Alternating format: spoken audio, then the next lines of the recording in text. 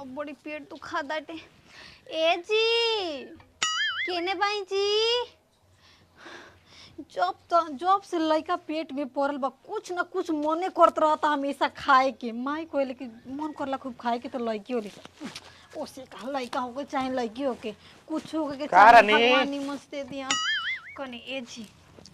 सुनी ना का रे कने माई कहां बाड़ी? माई नीचवा बिया काहे के कने आना पेट दुखाता का? ना जी सुनी ना हमर मन करता मछली खाए के। मछरी खाए के तो तू तो जानते न बाड़ू मुर्गा मछरी अंडा कुछ ना हमनी के घर में बनेला।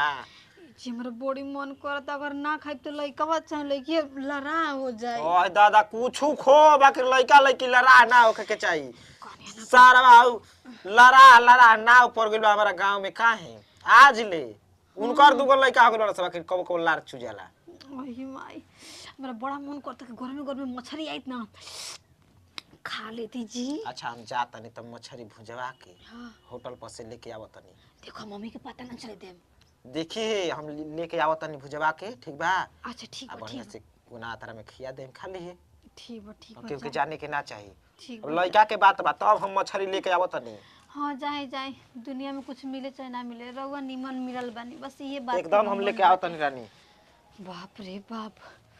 नाती के बेटा बस तू हो जा तब तारा के बताओ तनी। हाँ मम्मी जी ये बुढ़िया एकदम जी हमर उजिए लेते जब देखा था पीछे पीछे लाग रहे कने ना के माड़ा पसौले बानी पी र माड़ा बा मार पीली। आई दादा डॉक्टर कहन सके माड़ पियला पर न लइका फिसल के हो जाना सा आजकल देखो तो बड़का बड़का ऑपरेशन। ठीक बा मम्मी जी करवा कर दे। खाना कम खा तन दू कबर पानी खूब दबा के पिए पानी रही पेट में ना लगा घूम घूम के चली। जहाँ पानी के कमी होई ओसने कुल आदमी के ऑपरेशन करावे के पड़ जाता। अच्छा ठीक बा मार पी लेते हैं मम्मी। देखो केला बाटे ना। हाँ वो कुल बाटे केला सेब संतरा खूब खा दबा के फल फ्रूट में कोनो कमी ना। आदमी नाम ना करता हम मुर्गा बच्चा नीमन बा हेते चुकी मुर्गा आज बा 10 दिन के बाद देखो तो हत हो गई मछली आज हेते चुकी बिया कल देखो तो हत हो गई मार ले जा पोखरा में फेंकन सब मुर गरु भइस ना खायला। ए मम्मी मार लियो तन त घी डाल के पीला ठीक बा। ठीक बा मम्मी ले तन त बाप रे बाप भाई बुढ़िया कैसे चपड़ कह के चल गए बुढ़ कुकुनी। आज देखबू तो ओठ पके लिपस्टिक ना छूटेला बहिती को भी गराई तो बढ़ के मछली तो होकबे ना करी। जा बड़ी मुजीबू ओसही अयो माई बाप रे बाप साला घर में बड़ा परेशान कहाँ ले मकौड़ा मार के उतर का हो बाबूजी हो अरिया हाथवा का कहले हाथवा में हिया तर आदमी का हो तो हाय का फिन वार करत हवे बे दवाई ले ले हई मेहरारू के तो यही में दवाई होके वाला डिल भरी मार दवाई पे दवाई ओहे मीठा दवाई ह लागत या रतिया में खरखराए देर दवाई ना चलावल जला रे दिक्कत परेशानी हो जाई। वो डॉक्टर से पूछ के कौन डॉक्टर से पूछले बढ़िया डॉक्टर ओकरा ले पूछले वो तो डॉक्टर ठीक है हूं उहे देना उजे से ना दवाई आवेला तो ज्यादा दवाई मीठा पेट ओकर दर्द तो करता दवाई मीठा तन क्यों करता मार दवाई देबे ओकरा के तो इधर मारो अब बुझा तो ढक्कनवा खोल के दे दी पियब ना कैसन दवाई देखती है कैसन दवाई जया पढ़े लिखे के रहता है तो बुझेबे ना करला चिट्ठी दूसरा से बचवावेला। ढेर बोलत है आजकल ढेर बोलत है सुधार जो बोल जाना तो हिन के दवाई देखब कौन सिरप पियतिया मीठा दर्द करला तन की काम धाम नाव कर जानत होत रहेला दवाई देख के कहता ना जानत कि मीठा दर्द पेट करता तो कौन दवाई सिरप लागेला नहीं के पता तो का देखब एमा बूढ़ावा तनी कहाँ दे आराम करे के ना घरे में तनी काम धंधा करे के ठीक है ठीक बा जा भाला पकड़ो आजकल के ना कनियन से ना तबाह आदमी बना जे ही बियाह हो जाता सारा जे ही कोनो ना कोनो बीमारी पैदा हो जाता लइका फैका होता काहे ना होई काम धाम करबे ना करबू तरकीटे करबे ना करबू तो दर्दे ना होई एगो हमनी के जुग रहे सारा के सही दवा बीरो के भी लइका हो जाता यहाँ बिया तो अच्छी को पेट में लइका बता का करले रे अरे नतिया ओकर सेवा खत्म होला लिया के दे खाए का महक का हो गइल नीचावा धोवन धइले बाड़ू जा उहे गमक फेकता। रंबे साहब पोखरे मछरी बनता कारे मछरी लिखा। अच्छा हां ये से कहलन के छत गेड़वा दे गेड़ा जी ओकर घर के महक ना हमरा मुर्गा मछली घर जानते बड़े हमरा घर पूजा पाठ होल तो मुर्गा मछली ना बनला। हवा रोक देबू घर गेणवा के का ले ले सिरप हमाई ओकर पेटा मीठा मीठा दर्द करता। कि ऐसा सिरप मत पिया दे का बरियार हो जाए अलग के केबर में पेटा चीर दस उ राती में लागत है सकर सकर करे। देखी दे तो देखा तो डॉक्टर के दिखा के ले हाय का ह सिरप दू गो देले बानो सिरप दवाई आइन गमकता तोरा सर्दी हो गेल बा ओसे गमक बुझात नहीं खे। थोड़े थोड़े दिए अपना हाथ से 5 ml कहले बन दे। हां तो थोड़े 5 दे मैंने कहल तू 2.5 ही मिल दी पेट में लेकर इसको कम दवाई पी दाब के पियाए वाला बाद में ना ले जब लइका हो जाई त ए दो गला उ लइका ना पियन सक मेहरारू ए दो गला उ लइका ना पियन सरे एकदम पागले हो गइल बा कारे एक लइका के बाप बने वाला बा पागले हो गइल बा देखी तरे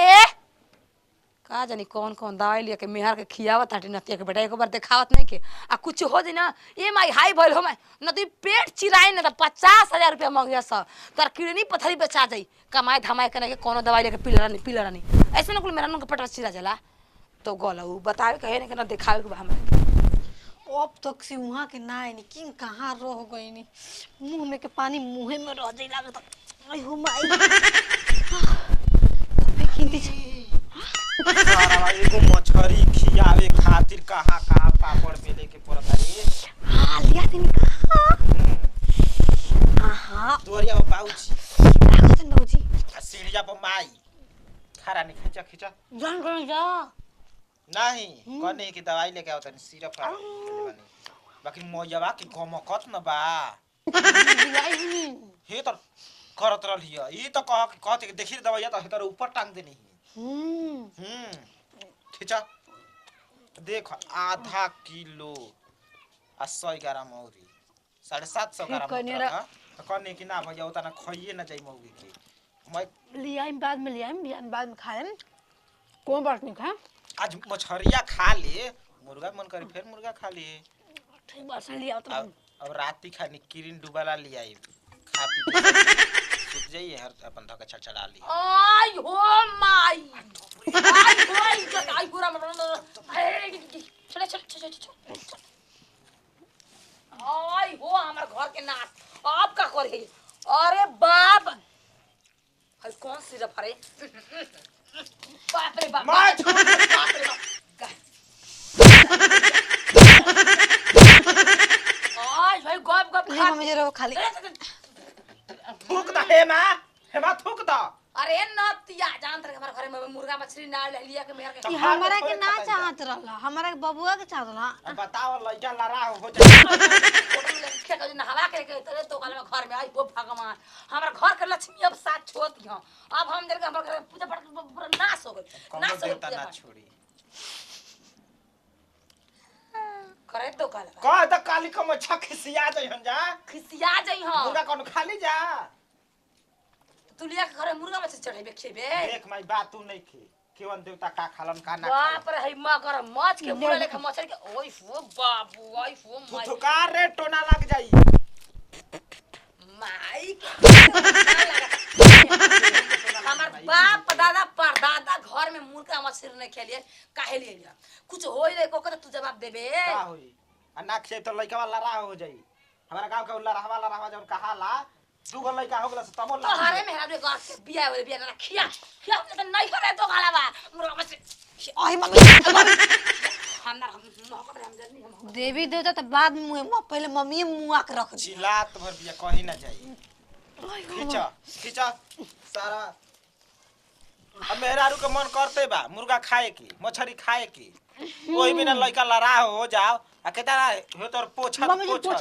पोछू आई लेके आके हाई कूल लेकर लाल हो जाई हम जाता नहीं माइक बनावे रे तो गालावा नहीं हर